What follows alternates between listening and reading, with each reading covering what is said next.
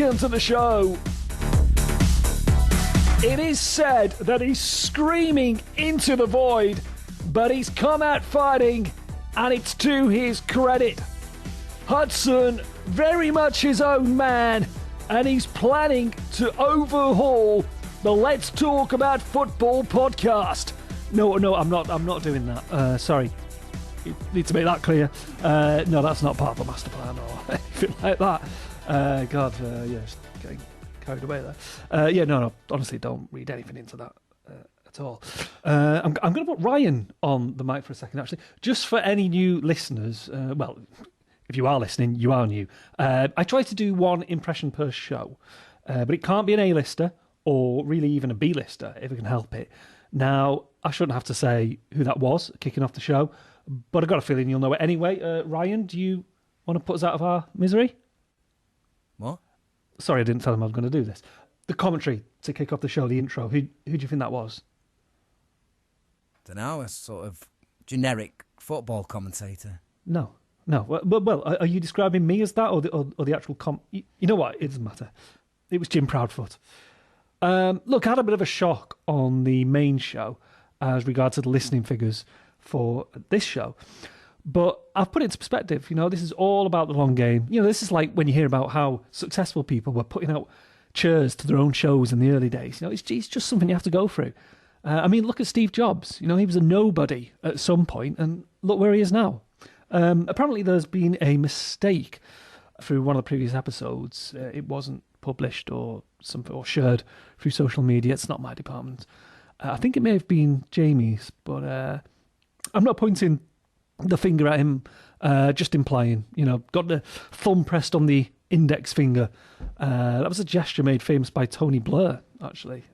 This style gurus of New Labour, they just sort of invented that so he didn't look aggressive, like he was pointing at you through the screen.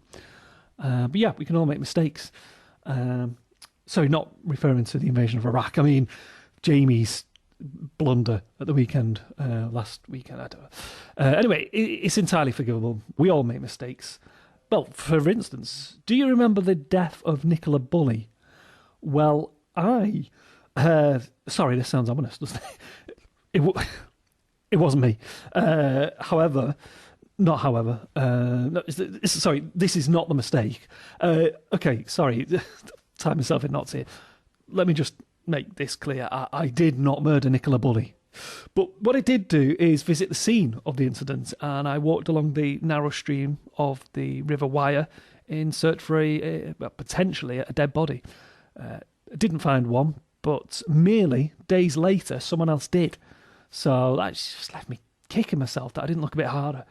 But it gave me a thrill. It was like, this was the most eminent story of the time, and here I was, absolutely free to do my own investigation, right in the epicentre of it. So I thought, let's do it. Let's go for the big one. Let's go find Madeleine McCann. So last year, I embarked on a 3-month trip to Portugal, covering all the places with supposed leads. I left no stone unturned, and frustrating, yes, because I didn't find her. Spoiler. But I had a great time. Yeah, I visited the Belém Tower, watched Benfica at the Stadium of Life. That was a terrific game. But when I got home and shared some stories with my friends, it was conveyed to me that I'd overlooked the fact that she would have been 20 at the time, whereas I was looking for a 3-year-old. So yeah, we've all made them, and important we learn from them. Anyway, without further ado, let's get on to those all-important attendance figures. Okay, I'm going to assume that there was a sound bite there, a sort of transition. No, Ryan giving me the signal there that there wasn't. So, left a pause there, really? Okay. Aston Villa Cardiff, 40,175. Crystal Palace Millwall, 21,263. Preston Burnley, 17,761. Bournemouth Wolves, 11,021. That is disappointing. The team's doing it on the pitch. I think the fans just need to turn up. Manchester City Plymouth, 50,044. That's how you do it. Newcastle, 1. Brighton 2, and they actually got more fans. They got 51,566. And let me tell you, that was the highest reported attendance of the weekend, because for Manchester United Fulham, no attendance given.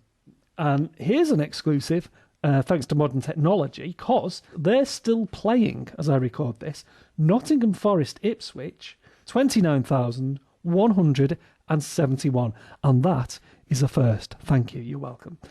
Right. All that remains for me to say then is Ryan. Got it soon again. But you told me to cut it before it goes into overtime so that you didn't have to pay me time and a half. Right, well, cut it now. Cut it now.